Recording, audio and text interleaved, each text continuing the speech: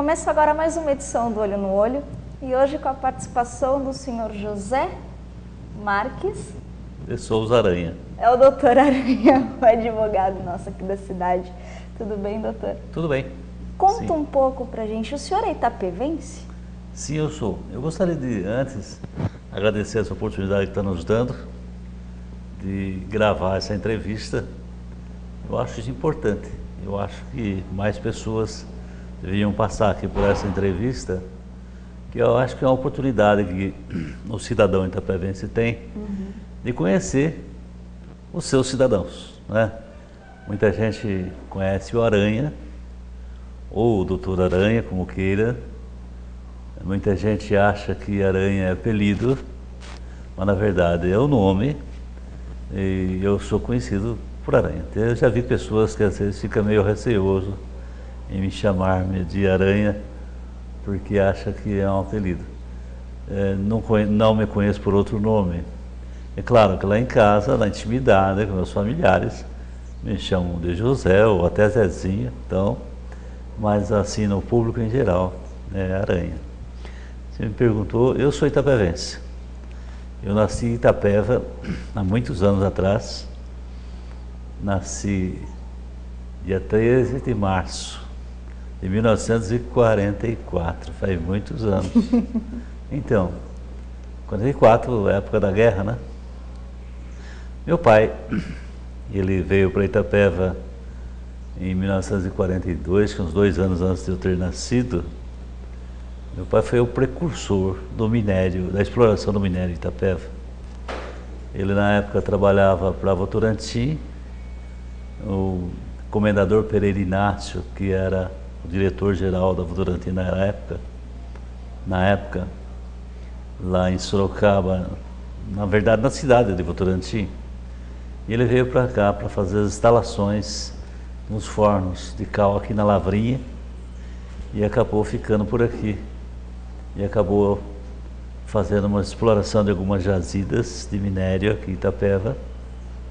Eu digo que ele foi o precursor, porque quando ele fez essa primeira exploração de minério aqui em Itapeva, aqui no bairro da Sambra, por ali, ele vendeu aquelas jazidas para uma empresa do Paraná. E essa empresa veio para Itapeva e se instalou aqui em Itapeva, a primeira empresa com a primeira jazida de minério aqui, que foi adquirida do meu pai, a Maringá. A Companhia de Cimento Maringá veio para cá porque comprou a jazida do meu pai. Então, a gente tem um certo orgulho desse fato, porque sabe que Itapeva depois desenvolveu-se muito nesse campo de minério, porque aqui a região é dotada de um minério muito especial. Então, meu pai realmente é José Souza Aranha. Ele tem até uma rua aí com o nome de José Souza Aranha. Então, eu sou de origem aqui. Claro que passei a minha infância, a minha juventude em Sorocaba. Em Sorocaba. E como é que foi essa infância em Sorocaba, que é uma cidade maior, tem mais oportunidade de mais espaço para brincar, mais oportunidade até para estudos, enfim. Como é que foi essa fase da infância do senhor? Pois é. Eu posso até dizer isso claramente, que naquele tempo houve um problema em casa, a minha mãe não vivia mais com meu pai. Então meu pai ficou aqui em Itapeva e minha mãe ficou em Sorocaba, e eu e minhas irmãs nos criamos lá. É claro que no começo, com aquelas dificuldades de sempre, as crianças sempre pagam o pato por causa dos pais quando se separam, mas depois as coisas foram se acomodando. Eu fiz meus primeiros estudos lá em Sorocaba. Naquele tempo era o primário, que ia até o 4º ano, depois o ginasial, né? Fiz isso tudo lá. Eu fiz um curso técnico, me formei. Naquela época, eu era torneiro mecânico. Olha que bacana. Então, eu trabalhei no começo, quando tinha meus 15, 16, 17 anos, eu era torneiro mecânico de uma empresa E naquela época essa profissão de torneiro era muito valorizada. Eu ganhava muito bem naquela época, sabe? E eu morava ali aqui em Sorocaba, num bairro que chamava-se Bairro do Cerrado. E exatamente onde está situado o quartel hoje da Polícia Militar. Naquele tempo era a Força Pública. E os jovens, os adolescentes daquela época, que estavam completando 18 anos, estavam todos ingressando na Força Pública, estavam com o alistamento aberto. Nós estávamos passando em 1964. Nós estávamos passando aquele clima,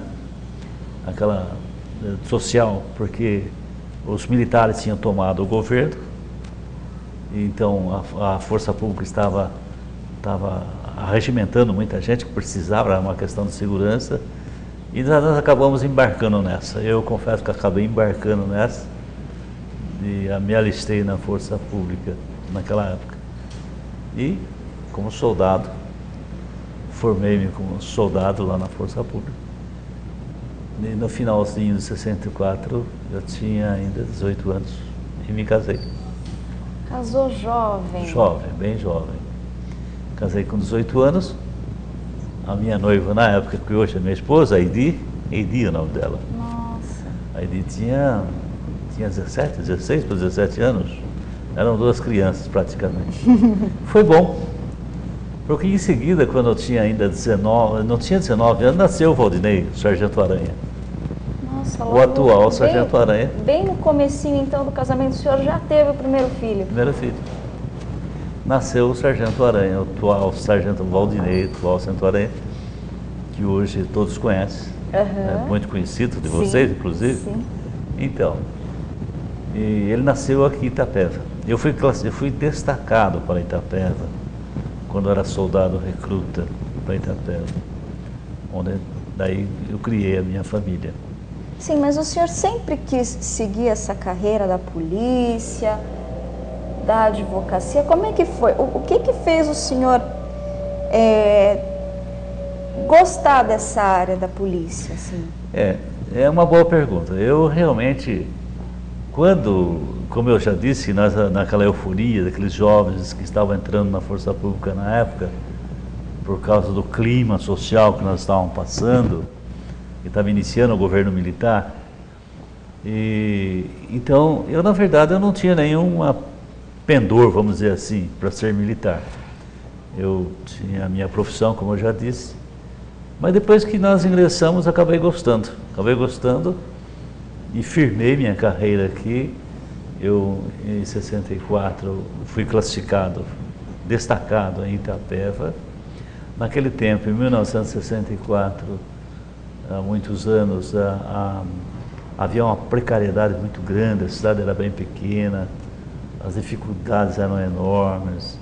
A polícia naquele tempo, pra você ter uma ideia, Itapeva contava com uma viatura que era um jeep, Olha só. que nós fazíamos aí.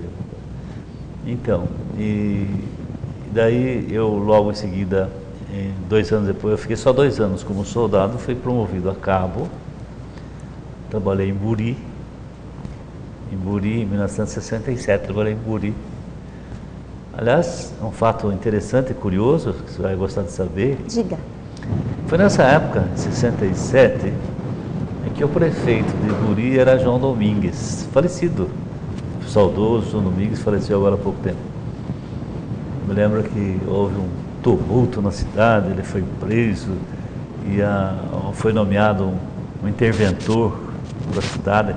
Buri virou uma manchete internacional. Ah, que chique! Então, aí quem tomava conta da cidade era a polícia, a própria polícia. Olha só. Veio um promotor de justiça para fazer o lugar de prefeito e os assessores do prefeito eram os policiais militares. Interessante esse fato. Olha que bacana. E ficamos no governo de Buri naquela época, por um bom tempo, até sanear, até acabar, O senhor então acabou entrando um pouco na carreira política. Pois é, eu na verdade, quando eu estava na Polícia Militar, eu era essencialmente policial. Eu nunca desviei a minha Só no final, quando eu já era sargento, antigão já, quando eu já era primeiro sargento, me convenceram que eu deveria fazer faculdade de Direito. Comecei fazendo faculdade de Direito, eu tinha 40 anos de idade. Olha só. Então, terminei a faculdade com 45 e já terminei na época de me aposentar da Polícia Militar. Porque na Polícia Militar é o que aconteceu com o Sargento Aranha, com meu filho também. O tempo de serviço é 30 anos, mas a gente averba os tempos de fora que a gente trabalhou. Eu, como eu trabalhei desde criança, desde meus 13, 14 anos, eu consegui averbar 5 anos. Então eu fiquei, na verdade, 25 anos na ativa para me aposentar. Por isso aposentei logo.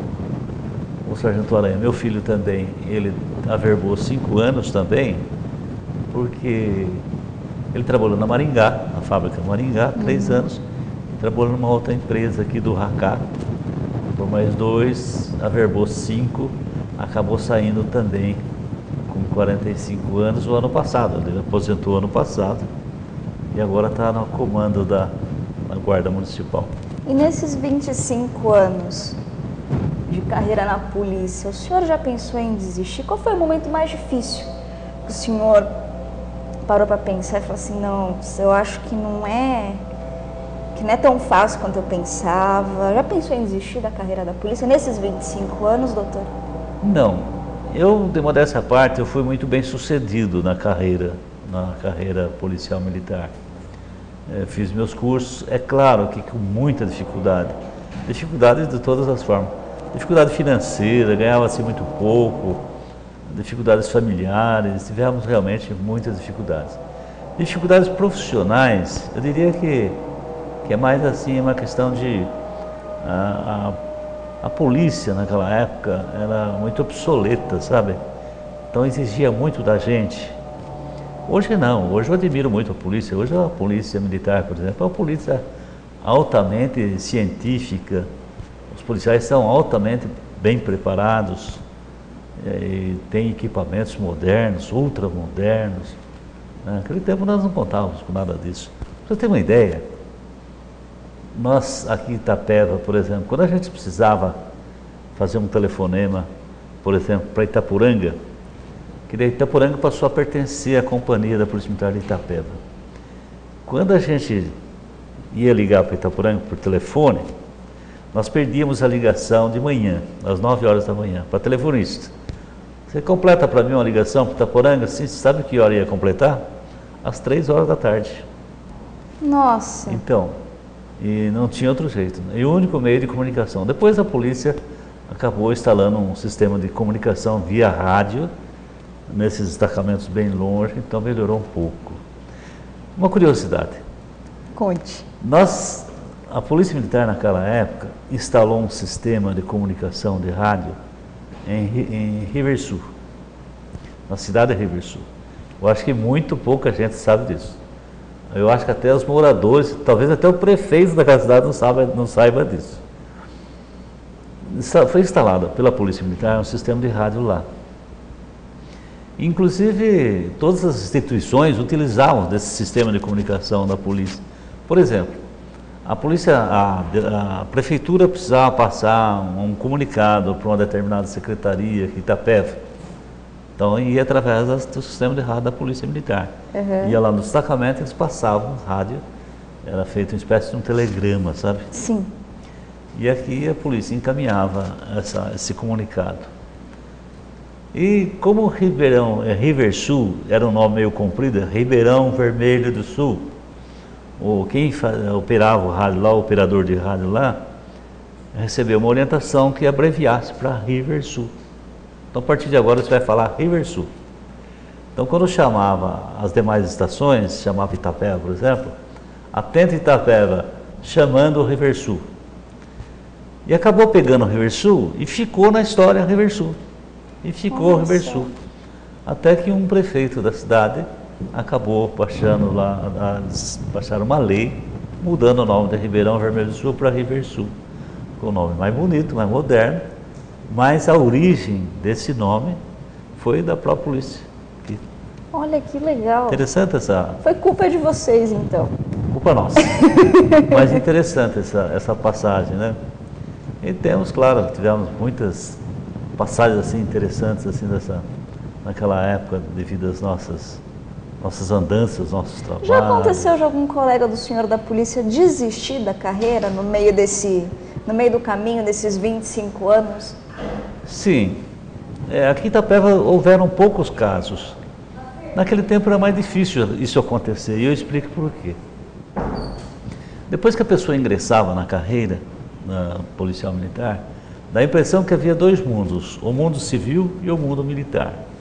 E o militar, depois que ingressava no mundo militar, é muito raro, muito difícil ele retornar para o mundo civil. Hoje é diferente, hoje a polícia militar, ela tem uma outra conotação, e os rapazes todos bem formados, eles continuam estudando e sempre eles procuram um lugar melhor. Mas naquele tempo era muito raro acontecer essa desistência, né? Largar tanto da carreira civil quanto militar, mas acontecia. Sim, acontecia. E os motivos quais seriam dessa desistência? Cansaço? O que seria o motivo da desistência naquela época?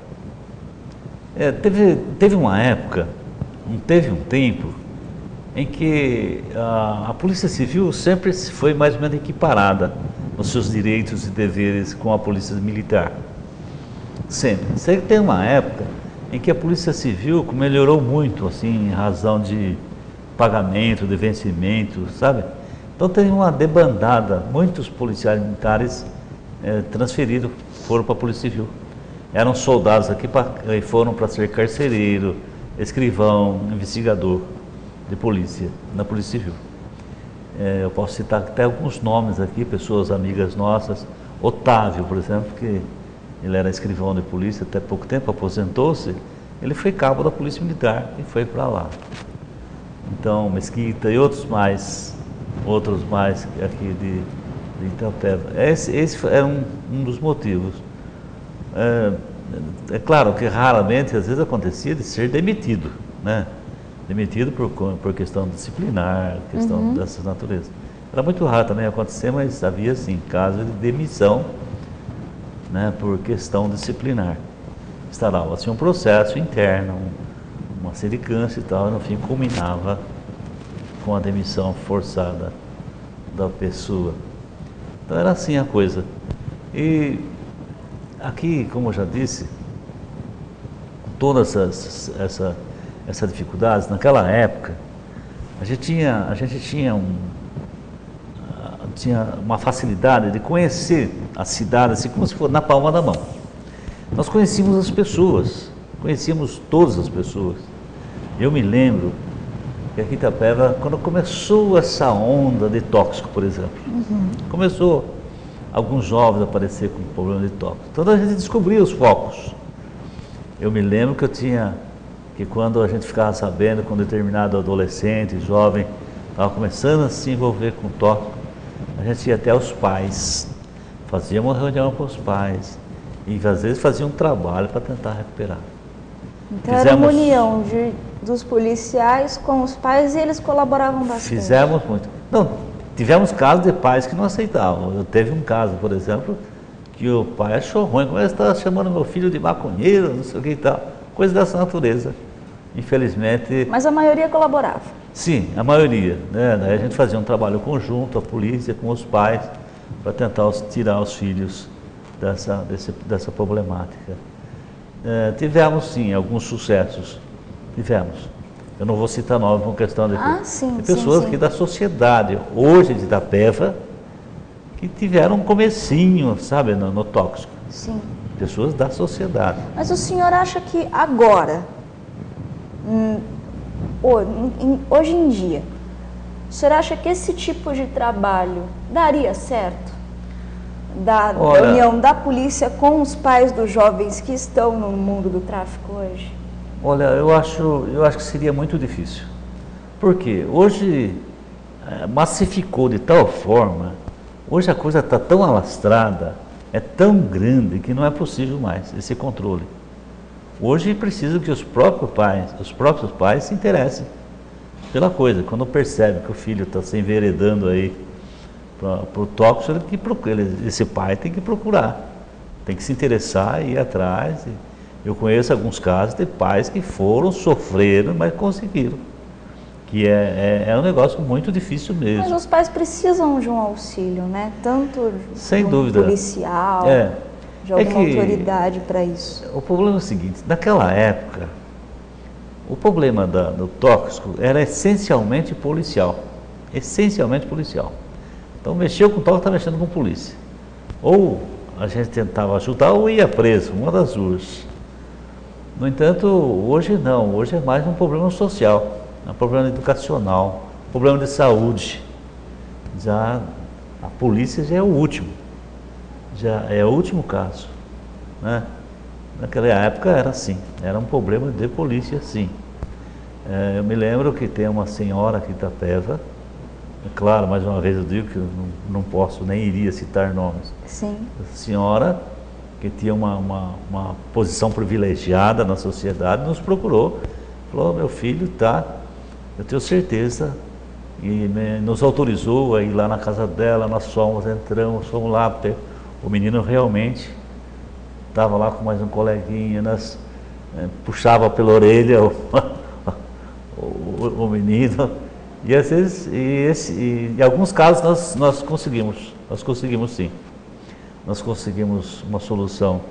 Hoje são pessoas aí bem informadas e do bem. Infelizmente, tem alguns casos que foram perdidos. Tem alguns casos que não teve jeito. Não teve jeito. E outra coisa interessante. Me lembro que uma vez eu estava aqui lembrando alguns fatos, algumas ocorrências curiosas. Bacana. Que aconteceu. Esse fato eu já contei em algum lugar. Que eu achei interessante, até hoje eu não descobri assim uma resposta para o fato que aconteceu. Há muitos anos, naquele tempo que tinha a polícia aqui, depois daqueles jipinhos, fala aí, aquele jipe de capota de aço, aí veio para nós um carrão, uma viatura enorme, nós chamávamos, o tal de camburão. Que chique. Na Vila Nova, naquele tempo essa parte aqui, onde está situado hoje essas belas instalações do Itaú News, naquele tempo não existia nada aqui. Naquele tempo isso aqui era um matagal, era eucaliptos aqui nessa região.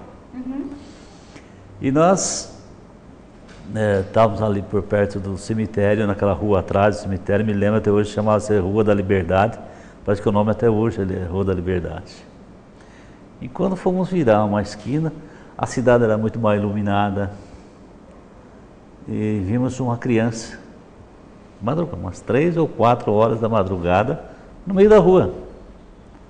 E paramos a viatura, fomos lá ver o menino, devia ter uns 3 anos ou 4 no máximo. Nossa!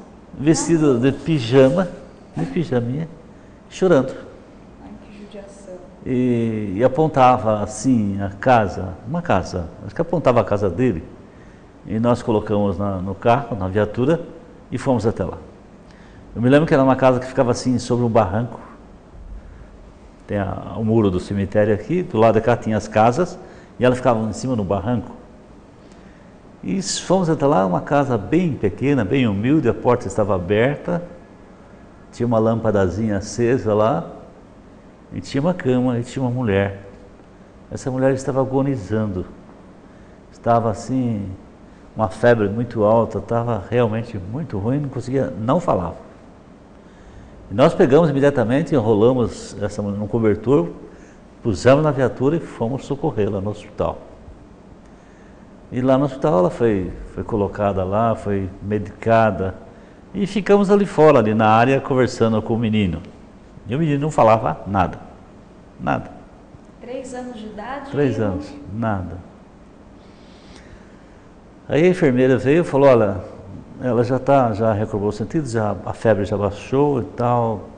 Se vocês quiserem, daqui a pouco vocês podem até levá-la de volta, que ela não vai ficar internada. Então tá bom. E quando o menino viu a mãe, e o menino gritou, mamãe. E aí foi correndo para a mãe. E depois eu vi que a mulher começou a chorar. E perguntei por quê. Você devia estar alegre que seu filho está aqui. Sim. E ela falou assim, esse menino, ele é surdo, mudo, nunca falou. Nossa! Pois é, esse fato ficou gravado na minha mente. Eu fico meio emocionado quando eu falo Olha que bacana. desse fato. Então, mas depois eu nunca mais fiquei sabendo, eu nunca mais vi. Nós levamos essa senhora para casa e nunca mais vi. Mas depois eu comecei a me recobrar. Falei, que interessante esse fato, né? Olha só. Foi muito interessante. Como é que as coisas acontecem. Acontece. E eu sei que é um fato que marcou, e muitas coisas marcam a vida da gente. Esse é um fato que marcou a nossa vida. Naquele tempo, a polícia, ela era muito, como eu já disse, era muito ligada com o povo. E as pessoas dependiam muito da polícia. E né? respeitava muito também. Respeitava muito e dependia. Tudo que acontecia, tudo que fosse de emergência, não existia como hoje. Hoje tem SAMU, hoje tem Corpo de Bombeiro, hoje tem ambulâncias à disposição. A polícia cuida essencialmente da sua função. Sim. Naquele tempo não, a polícia era mais social. Por uma questão de necessidade também, que não existia outro órgão. Por exemplo, uma pessoa está doente lá num casebre, lá no bairro, quem que eles iam chamar? A polícia, não tinha outro. Então nós íamos, nós socorríamos, nós trazíamos, levávamos. Naquela época, a Santa Casa, ela tinha um muro na frente, enorme, e um portão de ferro muito grande. E você apertava a campainha e saía lá tinha uma janelinha e eram umas irmãs, umas freiras, que eram as enfermeiras. Abria a janelinha, isso à noite. Se fosse a polícia, abria para entrar. Se não fosse, a pessoa tinha que ir na polícia, pedir para a polícia ir lá para abrir a porta da Santa Casa. Olha só. E naquele tempo, a gente socorria as pessoas dessa forma. E às vezes chegava com pessoa lá meio com problema assim, de estado de nervo, gritando e tal, e a gente amarrava com camisas de força naquela época, e chegava lá, a própria enfermeira fazia os prontos socorro, o primeiro socorro, aplicava lá a gente chamava de sossegalhão, e a pessoa acabava dormindo, aí não ficava internado, pegava, levava, posava lá na cadeia, até sarar, até no outro dia. Imagina o susto que a pessoa levava quando acordava na cadeia. É que normalmente essas pessoas já eram acostumadas, já sabiam que isso acontecia. Então era assim, esse caso era assim. Médico era muito raro. Na cidade tinha o quê? Tinha 3, 4 médicos, né? 3 ou 4 médicos só. Não tinha... então, naquele tempo, quando para chamar um médico era muito raro. Como é que fazia quando precisava do médico, no caso? Aí sim, aí nós mesmos íamos buscar o médico. Nós íamos buscar. Era doutor Demétrio, era naquele tempo doutor Espiridião, né? Só naquele tempo. Depois começou a aparecer os mais novos aí. O doutor Ulisses chegou depois, que era bem jovem, né? Começou a chegar depois os médicos. Então foi assim, a nossa carreira era daquela forma. A Santa Casa dependia muito da gente, da polícia militar, porque tudo que acontecia lá também girava em torno da polícia, né? Tudo que acontecia. Era muito raro, para você ter uma ideia, de parturientes dar à luz na Santa Casa. Onde é que ia dar à luz? Dava na casa, na própria casa. Sim. Então ia na casa da parteira, e quem que levava a parteira na casa? A polícia. Então, a pessoa corria lá na polícia, precisa levar a parteira lá em casa. Então, pegava a parteira e levava lá. Às vezes em lugar longe, às vezes lá no sítio. Tem pessoas que vinham a cavalo até a delegacia para solicitar a polícia para levar a parteira lá na casa. Mas assim, vocês tinham aulas de primeiros socorros? Porque poderia acontecer algum fato ser urgente, mais simples, vocês precisarem fazer alguma coisa ali no momento. Vocês tinham essa? Tínhamos sim, tínhamos. É claro, na escola de polícia sempre tem os primeiros socorros, né? Aulas de primeiros socorros. Eu me lembro que teve vários casos de nascimento de... O senhor já fez parto, doutora? Já, dentro da viatura. Conte pra gente como é que foi. Pois, é uma loucura, sabe? É uma loucura, a gente não quer fazer, a gente tenta acelerar para chegar lá, para chegar ou na Santa Casa, para que alguém tome conta, mas daí às vezes não tinha mais jeito. Conta pra gente um fato de um parto que o senhor fez. Então, eu me lembro que uma vez nós íamos lá na bairro da Sambra. Naquele tempo a estrada era precária, me lembro que estava chovendo ainda. Interessante que se nós soubéssemos que nós íamos socorrer uma parturiente, nós já tínhamos levado a parteira. Mas eu me lembro que acho que não foi essa a comunicação. Às vezes alguém comunicou que tinha uma senhora passando mal. Eu me lembro que foi isso.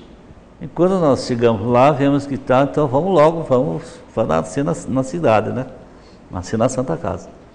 E quando chegou no meio do caminho, a mulher vinha gritando de dores, né, do parto. E tinha uma pessoa junto, me lembro que uma mocinha estava junto, e a menina falou, senhor, para o carro que está nascendo. Aí nós tivemos que... Era um Fusquinha, um Fusca. Pode.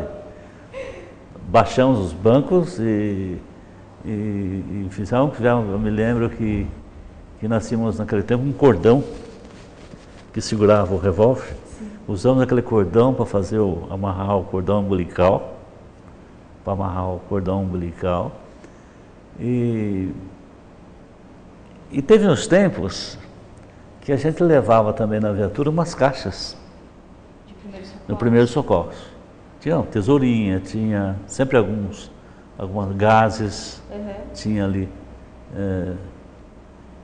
mercúrio cromo para a gente desinfetar o local, aquele negócio todo. E nós fizemos os primeiros socorros ali, e a criança logo nasceu, enrolamos, a moça tinha uma sacola com roupas, e no fim já acabamos vindo. Mas nós fazíamos ali os primeiros socorros, mas não terminávamos. Não fazíamos. Depois o restante era feito. Teve alguns casos que a gente não cortava, sabe? Nesse caso nós não cortamos o cordão. Nós tínhamos medo de cortar no lugar errado, sabe? O cordão umbilical. Mas tem um lugar certo, né? Mas que bacana, o senhor chegou até a fazer parto. Pois é. Naquela época isso ocorria com muita frequência, sabe? Com muita frequência. Hoje já é diferente. Hoje o povo está muito mais bem assistido. Sim. Nesse aspecto, né? Mas... E os primeiros anos de advocacia? Porque então, o senhor disse que fez a faculdade de Direito um pouco tarde. Como é que foi essa época de faculdade para o senhor, então? Conta pra gente como é que foi. Quando eu estava com 40 anos de idade, eu era primeiro sargento da Polícia Militar. Você sabe que a graduação começa com soldado, aí vem cabo, aí vem terceiro sargento, segundo sargento, primeiro sargento. Então, eu já era primeiro, aqui em Itapeva. E daí eu teve uns amigos aí, o Baia, o irmão do Baia, nós chamamos o apelido de Goiaba, né? E o Ageu, uma turma de amigos, e me convidaram para ir, para fazer faculdade. Eu fui com um pouco má vontade e tal, e fomos fazer o vestibular no FKB Itapetininga. No fim acabei sendo aprovado no vestibular e começamos. Foi muita dificuldade. Por quê? Problema cansaço, em primeiro lugar. Você ir todo dia para Itapetininga não é brincadeira. Dava vontade de desistir no meio do caminho. E também o segundo problema é financeiro. Eu sei que eu passei canseira para pagar as prestações da faculdade, as mensalidades, mas conseguimos terminar. Então me lembro que teve um fato interessante. Quando o primeiro dia de aula, e o ônibus da escola, o ônibus escolar naquela época, que ia para a faculdade, parava ali na Praça Anchieta, na frente do Banco do Brasil. Eu fui Quando entrei no ônibus já estava cheio, o ônibus já tinha bastante gente. Quando eu entrei assim, eu notei aquele impacto assim, né? As pessoas, o Sargento Aranha e tal, né? Eu notei que as pessoas, eu aproveitei para fazer uma brincadeira. E era uma sexta-feira. E naquele tempo, todas as sextas-feiras, o ônibus da faculdade parava num restaurante, as pessoas jantavam, bebiam. O ônibus acabava chegando aqui 3, 4, 5 horas da manhã, da madrugada. Olha só. Todas as sextas-feiras era assim. É. O pessoal se reunia, fazia uma vaquinha.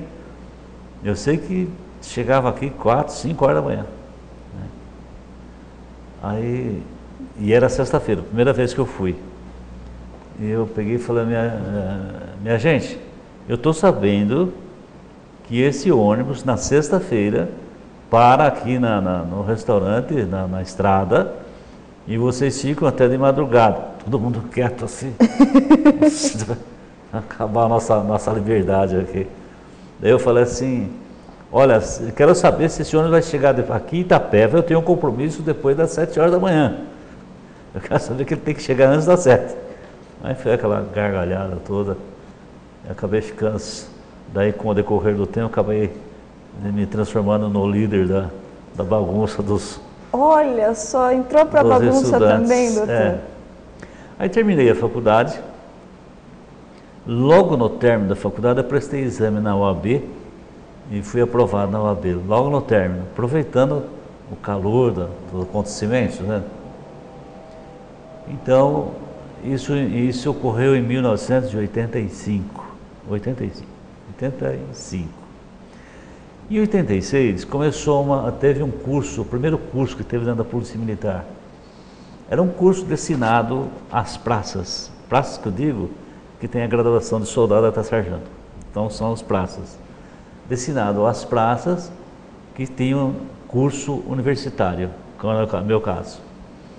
E faziam vestibular na Academia da Polícia Militar, em São Paulo, um curso de 1 ano, intensivo, para ser promovido a oficial, a segundo-tenente. E eu aproveitei e prestei esse vestibular lá também, tive sorte, porque era muito concorrido, aliás, até hoje é muito concorrido, e acabei fazendo esse curso em 1986, fui promovido a segundo-tenente. Aí logo em seguida, quando fui promovido a segundo-tenente, fui classificado em Itararé. Fiquei 2 anos em Itararé e me aposentei lá em Itararé. E daí já comecei a minha militância na advocacia. Eu já tinha aqui um escritório à minha disposição. Fui trabalhar com o Dr. Ageu, que era meu amigo, ele tinha uma sala disponível. E já iniciei em 1988.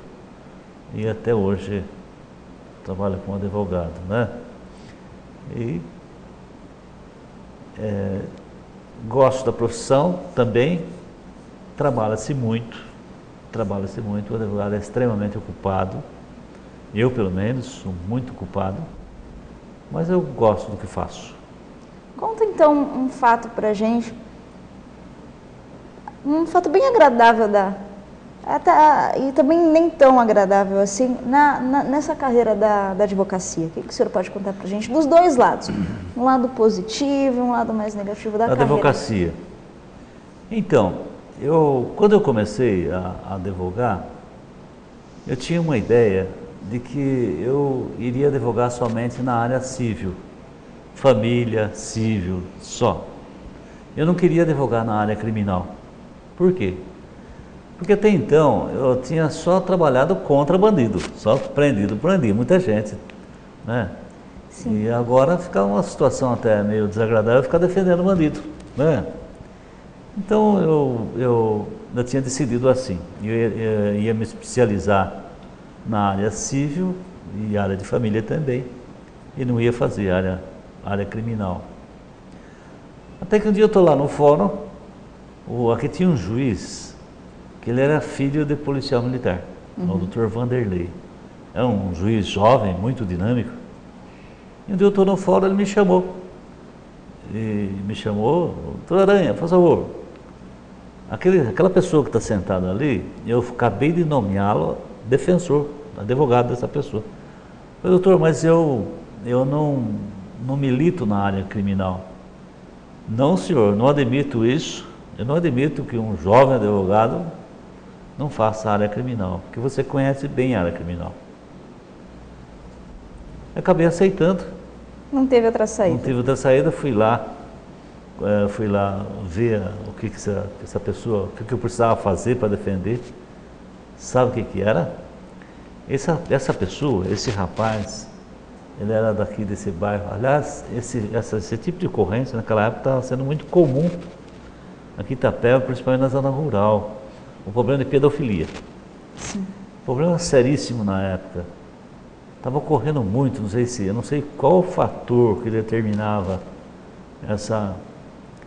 esse número de ocorrências, principalmente de pais contra próprios filhos, sabe? Irmãos. Esse rapaz, ele tinha cometido estupro contra 7 meninas. E as 7 meninas todas sobrinhas dele. Nossa. Então, eu fui conversar com ele, não tinha mais o que fazer, porque ele já tinha sido interrogado, já tinha confessado, não sei o que eu fazer para defender você agora. E o que eu tive que fazer, daí eu pensei, entrei com um incidente de sanidade mental, porque uma pessoa que fala um negócio desse não pode ser normal. Aí o juiz não quis aceitar no princípio esse incidente de sanidade mental, porque ele não transparecia qualquer problema que tivesse, problemas mentais. Uhum. Mas no fim o tribunal determinou que ele fosse submetido a uma perícia. Uhum. E o pior é que os peritos em São Paulo acabaram concluindo que ele era mais vivo do que nós, sabe? Que ele não tinha problema nenhum mentalmente, não tinha problema nenhum.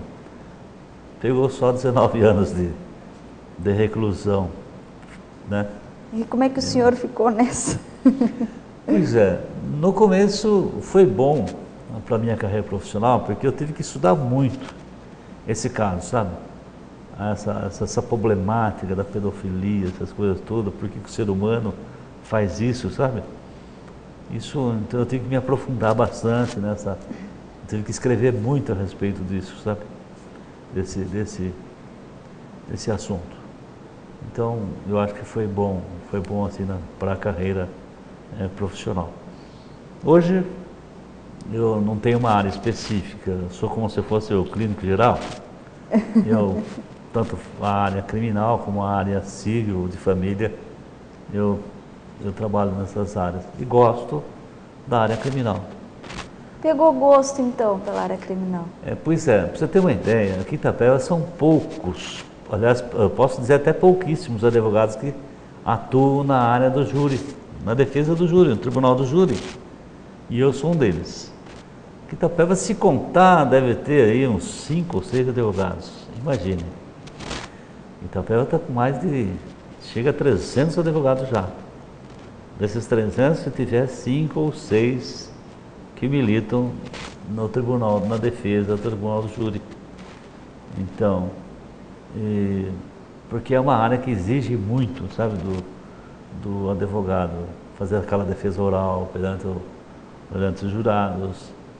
Então, é muito cansativo e já tem uma certa experiência para fazer isso. Mas eu acho bom, eu tenho feito isso. Mas eu gostaria de ter um pouco mais de tempo. Escuta, não estou falando muito? Não, estou tranquilo, pode falar, está tranquilo, né, Marta? Veja o tempo. Não tem problema. Não? Pode falar. Então, eu estava falando, eu já disse aqui que essa profissão, ela exige muito tempo da gente. A gente trabalha-se muito. Mas eu gostaria mais de ter mais tempo para me dedicar a outras coisas. Por exemplo, não sei se você sabe, eu sou participante da Igreja Católica. Sim. Sou participante da Renovação Carismática. E é um segmento da igreja que eu gosto muito. Participo ativamente e efetivamente da renovação. É uma coisa relativamente nova dentro da igreja. um segmento assim pentecostal dentro da Igreja Católica. Eu gosto disso. Gostaria de ter mais tempo para atuar mais nessa área, sabe? Sim. Eu participo. Lá tem diversos encontros, cursos, que gostaria de estar sempre mais presente. Uhum. Infelizmente sou muito ocupado para estar. Eu quando estive em Itararé, quando eu estava na ativa, eu era comandante do pelotão da Polícia Militar de Itararé, que eu era segundo tenente, eu fui muito feliz lá, porque em 2 anos que eu fiquei lá, eu consegui assim, uma renovação muito grande dentro da polícia lá. E eu tinha tempo de escrever umas crônicas policiais, para o jornal Guarani. Olha, que legal. E as pessoas gostavam muito de ler aquelas crônicas.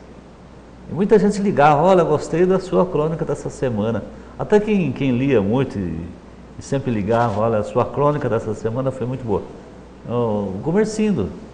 Olha. Né? Então, eu gostaria de ter tempo para voltar a fazer A escrever, a fazer as crônicas. essas crônicas.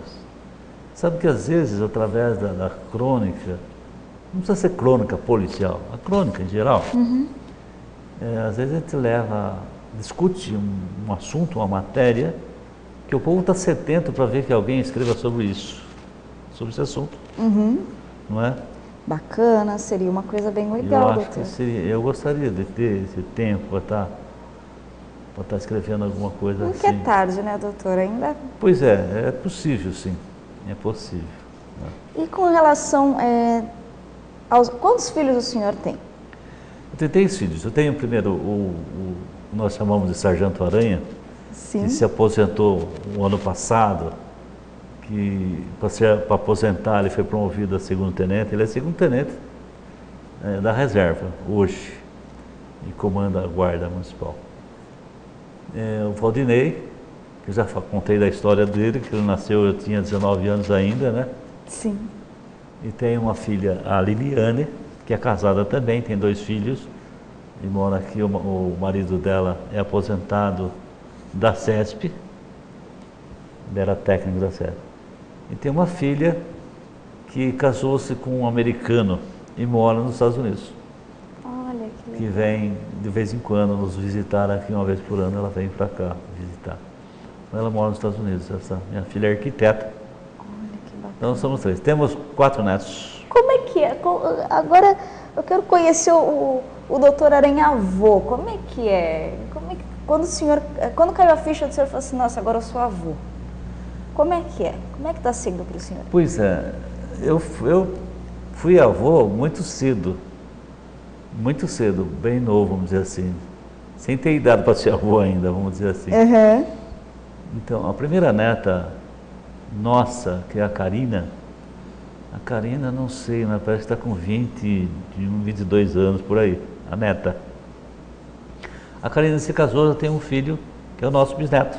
Olha só. Então, o João Gabriel está hoje, é um menininho, está com 3 anos, e tem a Karina, e tem um outro neto, que é o Caio, que é filho da Liliane, que estuda em Sorocaba, está fazendo faculdade em Sorocaba.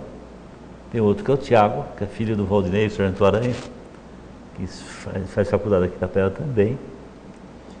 E, por fim, a Jéssica, que é a mais novinha, a netinha, está com 16 anos também, menina, que também são os 4 netos, né? Os 4 netos. E nós somos uma família muito, muito unidas mesmo, sabe? Nós aqui. Eu não tenho nenhum parente aqui em Itapeva, sabe? Parente assim chega, não tenho. Tanto os parentes da minha mulher como os meus em Sorocaba, né? Uhum. E em Sorocaba. Mas aqui nós estamos sempre juntos, nos reunimos todo final de semana. O Kiko já foi meu vizinho lá por muito tempo, né? E então é assim a nossa vida pessoal, familiar. Eu gosto muito sou muito caseiro, gosto muito de casa, muito da família, né? Dizem que os avós, eles meio que estragam os netos. Enquanto os pais querem uma alimentação correta, querem tudo certinho, aí chega na casa do vô, come o que quer, dorme a hora que quer. Com o senhor é desse jeito também, doutor? Desse jeito. E o pior é com a avó. Você quer arrumar uma encrenca com a dona Edi? É falar mal do neto dela. Nossa, vira uma vez. Mas, nossa, realmente, essa é uma verdade, sim. Uma verdade. Os netos gostam de estar lá em casa, lá eles ficam bem à vontade. Então, você me fez lembrar um assunto que é interessante falar também, assim, até para servir de exemplo para as pessoas. Infelizmente, o que a gente vê atualmente é a família está perdendo aquele valor, sabe? E você vê tantos adolescentes, jovens aí pelas ruas, sem assistência dos pais, né? E quando eu estive na minha adolescência, como eu já disse no comecinho da nossa entrevista, eu tive problemas dessa natureza, a separação dos pais, né? Isso, passamos por muitas dificuldades por causa disso, né? E nós não temos aquele apoio, aquela união da família, infelizmente. Mas eu acho que em certo ponto isso serviu de exemplo. Eu me lembro, não esqueço mais disso. Quando nós éramos noivos, eu e minha mulher, um dia conversando com ela a respeito dessa vida que a gente levava, eu disse a ela, olha, quando nós nos casarmos, quando nós tivermos filhos, os nossos filhos não vão perecer como eu pereci. Eles vão ter uma vida bem melhor do que eu tive. E eu acho que eu consegui cumprir essa promessa, sabe? Consegui cumprir essa promessa. Essa afetividade, estar sempre juntos, esse cuidado, né? E a minha filha Liliane até exagera. Me lembro que esse meu neto, o Caio, que está fazendo faculdade em Sorocaba, ele tem 20 anos agora, 1,80 m, parece um poste, alto, assim, né? E há uns 3 anos atrás, ele estava terminando de fazer o colegial aqui em Itapeva, alto, e a Liliane um pouquinho mais baixa. Até o último dia de aula, o colegial ele ia levar e ia buscar, tá bom? Olha só. Exagero também, né? Mas sempre foi assim. Ah, mas é bacana isso, né? Porque ainda mostra os valores. Porque tem muita família que com o tempo acaba perdendo, né? Esse contato com a família, essa proximidade. Esse conceito, esse valor, realmente. E depois a gente sabe de muitos casos. A gente trabalha também na vara da infância e da juventude. A gente vê tantos jovens, tantos adolescentes envolvidos com tantos problemas da criminalidade. E a gente acaba analisando que o culpado vem lá, é os próprios pais. É do berço. Veio do berço, sabe? Veio do berço. A gente percebe muito isso. Infelizmente, muitos pais deixam os filhos à vontade, acaba perdendo, né? Perdendo isso que vem acontecendo. E o senhor, o que o senhor diria para os recém-formados em direito ou para as pessoas que querem entrar na carreira da advocacia, que querem prestar o vestibular para direito, querem entrar na faculdade de direito? Que recado que o senhor diria para os jovens de agora? Pois é. O que eu tenho observado é que agora Itapeva tem uma faculdade de Direito, então está sendo formado vários profissionais, aí todo ano tem formatura aí de pelo menos 30, 40 anos. E o senhor vai nessas formaturas? Chamam o senhor para ir nas formaturas? Eu já fui em uma, porque um dos formandos me convidou. Né?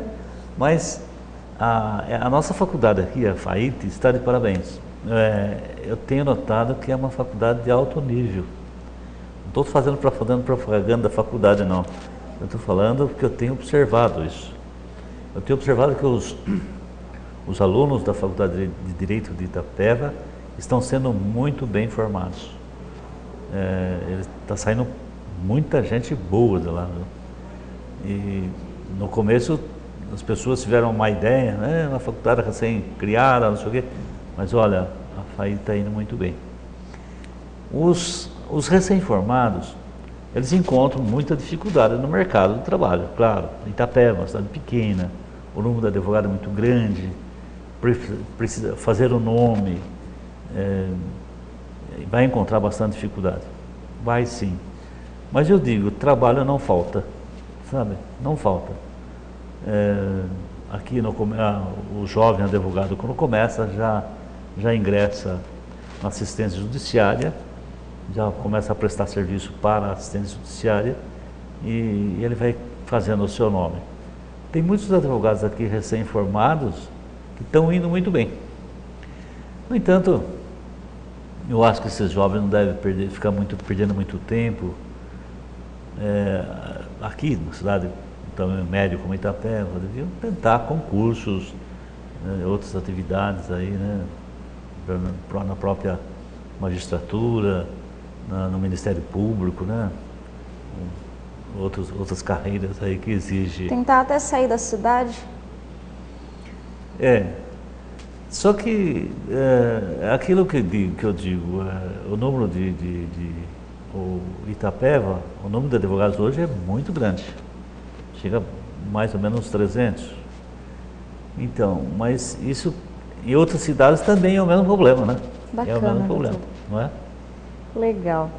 Chegamos ao fim de mais uma edição do Olho no Olho, hoje com a participação do Dr. Aranha. Queria agradecer a participação do senhor hoje, doutor, muito obrigado. Eu que quero agradecer, então, a oportunidade que nos deu de colocar aqui as minhas expressões e, como já disse, eu acho que é muito importante essa oportunidade, a gente poder transmitir a nossa experiência pessoal, a nossa vivência. Agradeço sim, essa é uma boa iniciativa do Itanews. Parabéns. Muito obrigada.